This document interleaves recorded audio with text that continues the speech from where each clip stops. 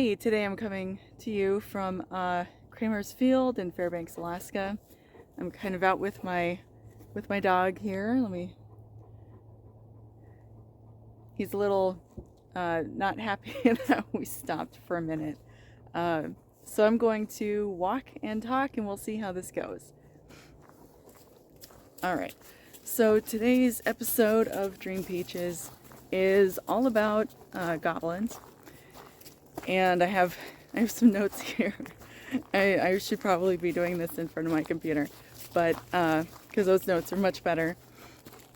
So for this episode, which is episode 5, I had asked if anyone has questions about goblins, and didn't really get much response again, but that's okay. I think more people have been actually visiting the website, which is cool. So, what are goblins? Buster, stop here for a second. Okay, so what are goblins?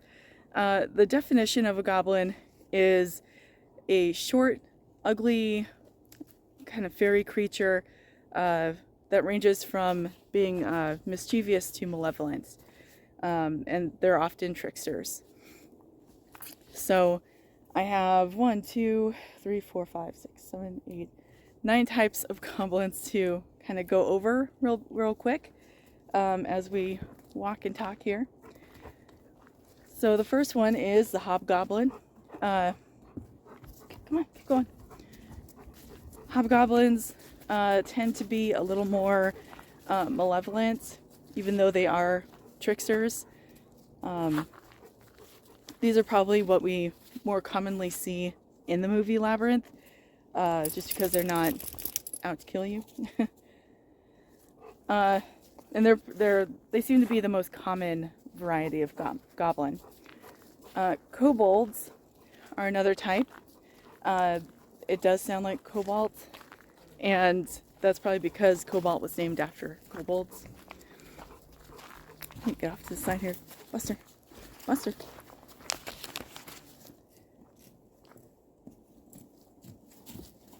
Buster, get out of the way. Okay, go. Okay, all right. So, kobolds can usually be found in mainly three places. So there's the kind that help around the house, and there's the kind that work in underground places. And then there's also the kind that work on ships, and there is a fourth kind, and it's kind of a regional variety. They're called the Nispuks, and they work specifically on farms, and they're said to do the work of like 7 men in one day. So, okay, the next one are red caps. Red caps, I really like the idea of red caps. Red caps are they're kind of like these goblins, these warrior goblins that have kind of gone a little crazy. And they find a location. A lot of times it's like an old rundown castle, or maybe a forest or a glen or something. And that becomes, they think, like their territory, their property, and they will kill anyone who they think needs to be killed who trespasses. And then they dye their caps in the blood of their enemies, which is why they're called red caps. So they're not very nice. Definitely a little more on the malicious side, right? Next one would be the knockers. They also go by goblins or blue caps, because they often wear blue caps. These are, oops, come here. All right. So they often are found, they usually are found in mines. They are known to knock as like a warning to dangerous areas, or to lead people to pockets of like veins of gold or something. and if you piss them off, they will lead you right towards like dangerous spots. They're also known to be kind of like bobble-headed and very like long-armed, not long-legged, but just long-armed. And then they have longer beards and stuff, and so they kind of have the appearance of like these little old men, and they will steal mining tools and stuff. And so their favorite food are like the meat pasties. They're like little hand pies, if you're not familiar with those. Calicanzaros or Calicanzaroi. I don't know. Sorry, I am part Greek, but I can't speak it. These are Christmas goblins, is what they are commonly known as, and they're kind of malicious. They are trying their hardest to chop down like the tree of life, and they take a break for the 12 days of Christmas. So that starts December 25th, and it goes till like January 5th, and at which time they come above ground and they party, and the tree of life grows back completely during that time, and then all their efforts start over with the new year. So these things are like attracted to bright baubles and lights and all that kind of stuff. So Christmas decorations. They will basically leave people alone as long as the people leave them alone, and they kind of move from house to house. I only know of like one person who actually had an incident with possibly with these kind of goblins, so that's kind of crazy, right? Because I live in Alaska. So, okay, so I have 4 more. Okay, so I'm trying to read my notes and do all this at the same time. Okay, so we have the Tengu. These are a Shinto goblin. They are kind of a mix between human, monkey, and bird of prey. They are often in art and stuff. They have red faces and really like long, like Pinocchio kind of noses. And they're like forest and mountain protectors. So, yep, they just kind of hang out in the forest and stuff. They're said to be able to stir up great winds. So I don't know if that's a gust or if that's more of like a windstorm, or I don't know. The puka is sometimes connected with goblins. Sometimes it's considered a goblin. Sometimes it's its own thing. So November 1st is Puka's Day, or Puka Night, and that's where the puka will ruin your crops if you are a farmer. Pukas are usually they're pretty mischievous, but they can range up to like malicious. They can cause death. Usually what they do is they can take on the form of animals and people. Usually it's like dogs, cats, birds, goats. There was one other one. You want to keep going this way? You want to go this way? Okay. And if they take on the form of a human, then it's not fully the form of a human. There's always like a tail or hooves or animal ears or something like that. Like they can't quite nail down what humans are. But they're kind of out to trip up travelers and I don't know, people who are out late at night that cross their path and stuff like that. Most of the time they'll just kind of return you back to wherever you started from, but I don't know, they could kill you. It's, I don't know if they're really that indifferent about it. Okay, so let's see here. Let's do the Jokabi. That's a Korean goblin. These guys usually look a lot like little monks, but they're supposed to be very grotesque in appearance. And despite their appearance, they are... Come on, let's go this way. Let's go this way. Lester. Come on. Okay. So, despite their appearance, they are pretty nice, and they can be pretty helpful. If you're trying to get somewhere and they want to be kind of trickstery, they will challenge a person or people to wrestling matches. That's like a Korean wrestling match. That's like their big thing. But they're usually found in the woods. Usually found in the woods, and they wear like the monk robes. Okay, the last one is the Pukwudgie. This is an American goblin, and it's usually found, it's been found in Massachusetts, Indiana, Ohio, I guess just in that kind of region, that just that part of the world. I think there's been a couple sightings up in Nova Scotia as well. These these goblins are about 2 to 3 feet tall. They live in the forest. They are not friendly towards people.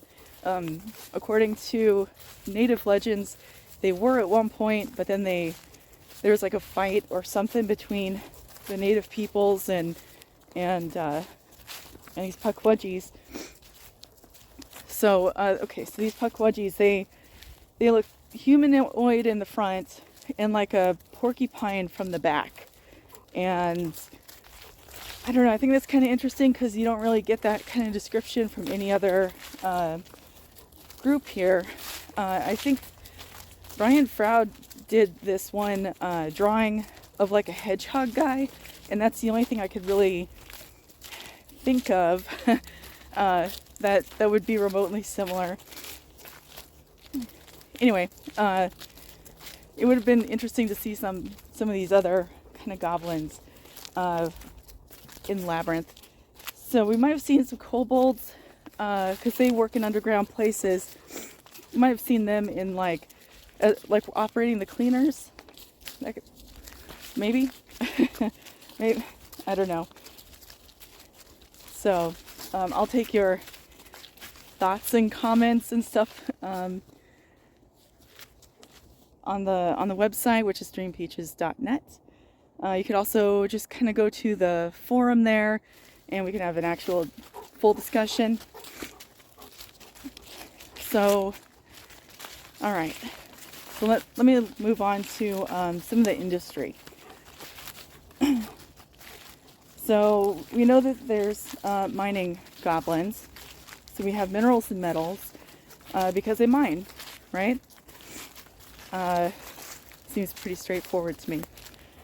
It also might go to show that that's why Hoggle was so intrigued with like the plastic and stuff, because maybe they just don't have the capability of producing plastic.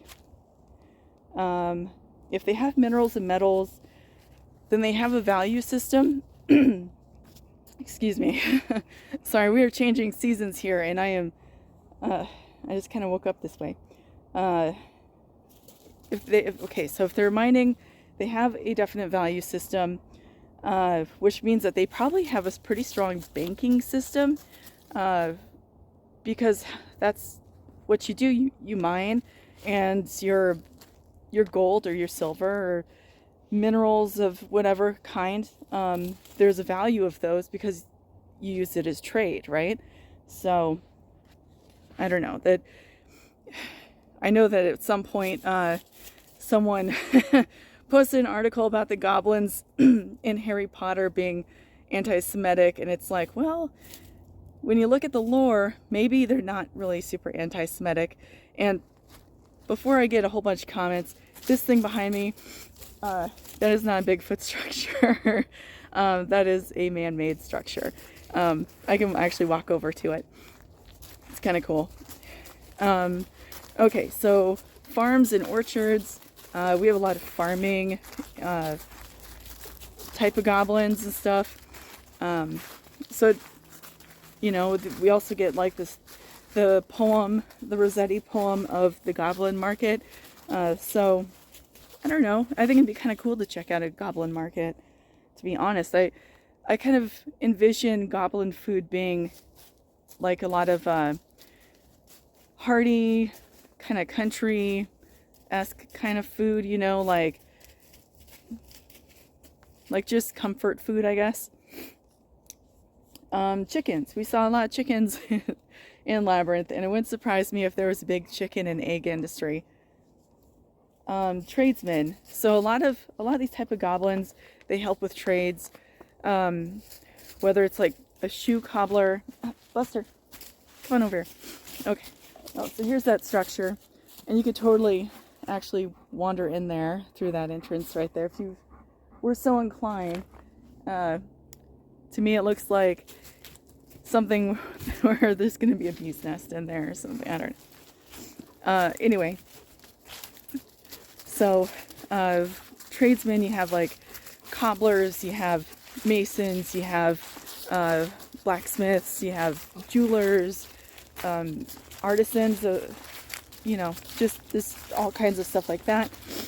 To me, the society of Labyrinth is probably very middle class, with a lot of the tradesmen and stuff that you would find there. Fishermen, there are some goblins that kind of hang out on ships, so it wouldn't surprise me if there was a fishing industry. Military, I think there's probably a military industry. They're not very super at making armor, I guess. But we did see the Goblin Army and stuff like that in Labyrinth. And, oh, who knows what we missed. Or who knows what we weren't shown, right?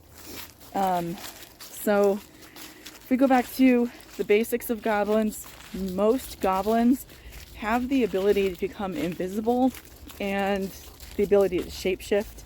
So, I haven't come across any goblin that didn't have those abilities, according to lore, and I think that's kind of interesting. So I wonder how many goblins were actually in Labyrinth, because maybe we just didn't see them. Maybe they're all invisible. So, okay.